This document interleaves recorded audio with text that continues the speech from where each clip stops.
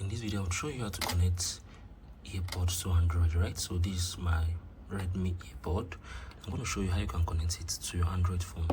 So at first, you need to turn on your AirPod, right? So my AirPods is currently turned on, right? And you can see right here, this is my Redmi buds connected by 100%.